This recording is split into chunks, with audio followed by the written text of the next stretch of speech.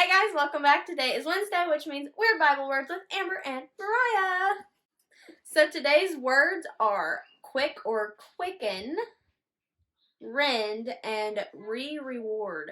So if you guys haven't been with us for one of these videos, what we're doing is checking out some of the strange or not as well-known words in like the Old Testament translation and even some of the other translations where it's words that we just don't use today or we don't understand, or some words that we've just never heard before. Or some words we've heard and we know what they mean and they mean that in the Bible too.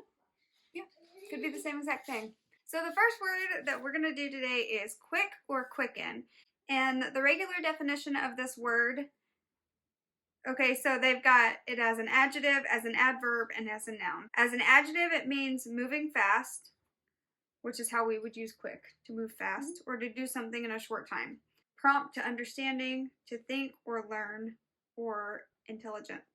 So you could say, oh, she's quick, meaning like she's smart, or she picked up on it She's fast. witty. Yeah. And then as a noun, it means the soft, tender flesh below the growing part of a fingernail or toenail, which I wouldn't have really thought You're of. quick. But yeah, we use it like that. Also, it mentioned that archaically it was used to point to those who are living. That's how we're going to see it used in the Bible. Spoiler alert. The Bible definition is it is primarily used to mean alive or living. And also sometimes it's used to mean swift, speedy, or active. Quicken also means a reviving, a refreshing, and increasing of life.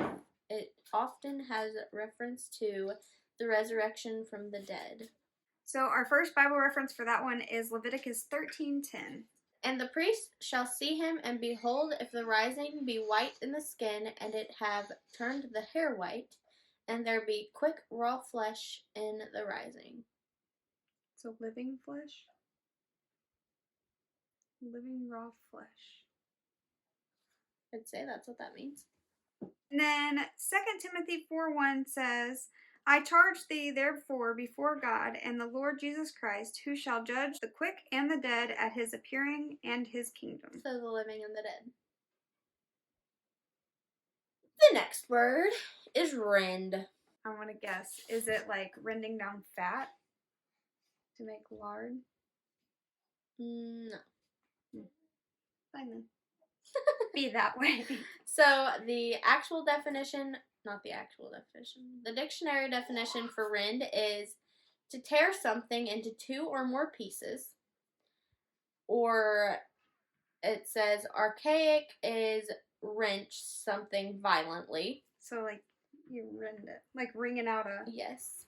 washer. And then literary, it says cause great emotional pain to a person or their heart.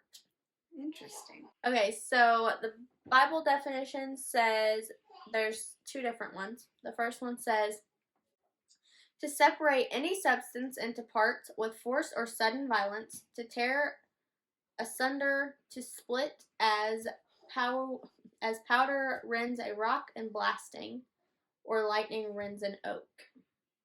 And then the second one says to separate or part with violence. So aggressively separating. Yeah. So that's the same as the regular definition, right? Or it has same Kind of. elements The first to it. one. The first one, part. yeah. The first verse is Exodus 39:23, and it says, and there was a hole in the midst of the robe, as the hole of a habergeon, What is that? with a band round about the hole, that it should not rend. So they don't want it to separate. So they don't want it to separate. They're binding it. 2 Chronicles 34:27 says, because thine heart was tender, and thou didst humble thyself before God, when thou heardest his word against this place, and against the inhabitants thereof, and humblest thyself before me, and didst rend thy clothes, and weep before me. I have even heard thee also, saith the Lord. I'm so confused. They're ripping the clothes. Violently Ripping their clothes. All I can picture is like one of those muscle men grabbing their shirts and just... Yeah.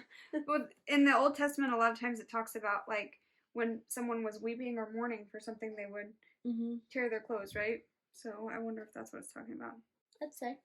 Okay, and then the last word for today is reward. Weird. Yeah. The regular definition is the rear guard of an army, the rear division of a military unit. So they're in the back. So now, if you're in the army, put below. do they still use? Use this term? And then the Bible definition is pretty much the same thing. Towards the rear guard, troops in the rear of an army on the march. So as they're marching forward, it's the people that are in the back of the line. Joshua 6:9 says, "And the armed men went before the priest that blew with the trumpets, and the reward. And the reward. It says it different that way there, doesn't it? Mm-hmm. Maybe that's a spelling error. Maybe you're a spelling error.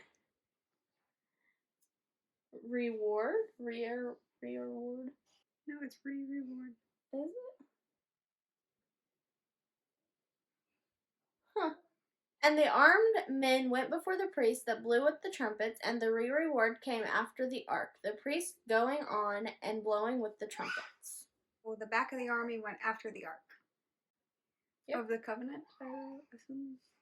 I think that's what they're talking about. It says reward there too. Weird. Rereward. Rereward. Now that makes more sense than reward. Yeah. Because it'd be a rear, like you're at the rear. Rear. But it's also, you could say it rear that way too. We've been pronouncing this wrong. So it's not reward. It's Rereward. Even though sometimes it's spelled Rereward, and then other times it is spelled Rearward. So it's Rereward. That makes more sense. That makes a lot more sense for it to be at the back of the line. Yeah. Okay. So then 1 Samuel 29:2 says, "And the lords of the Philistines passed on by hundreds and by thousands, but David and his men passed on in the rearward with Achish." David and his men passed on in the back with Achish.